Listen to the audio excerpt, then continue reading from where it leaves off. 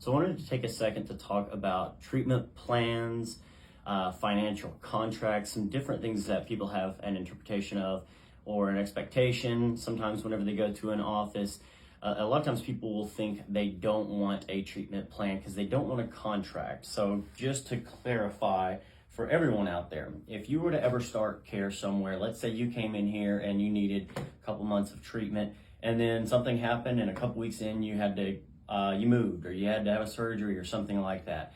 A contract is not legal in terms of charging you for treatment that you haven't received. So if someone had to discontinue care and you paid ahead for your treatment, which we give as an option, it's not the only option. Some people want to pay per visit, which is fine as well. But if you paid ahead for treatment, but you had to discontinue care, you would be refunded for all the care that you have not received. So a lot of people think starting a treatment plan or paying ahead for a treatment plan means you're locked in for forever on finances and all this stuff. So for one, if you've ever had somebody tell you, sorry, you can't come in for your treatment, but you signed this contract, that's illegal. You should report them to the board because you should be refunded for any care that you haven't received. So with that piece set aside, the reason that we do want to have a treatment plan is because we want you to get well. So even if that treatment plan for one person may be one adjustment, for one person it may be 6 months of care. You know, there's a wide variety of how treatment can go, but we always want to do a proper examination, x-rays, figure out exactly what's going on so I can tell someone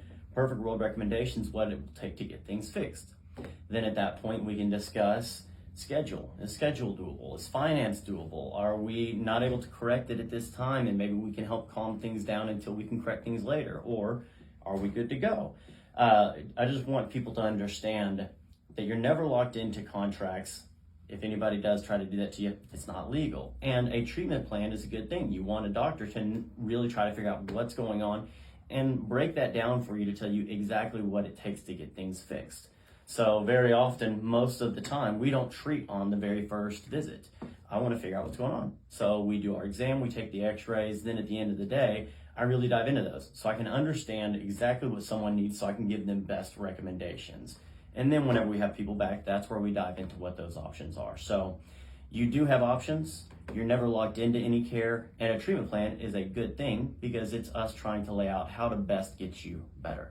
So just wanted to touch base on that because there's a lot of misconceptions and people are worried about, I just want to get in somewhere quick, may not always be well, to just get a quick pop. I've had somebody, we've seen cancer on x-rays.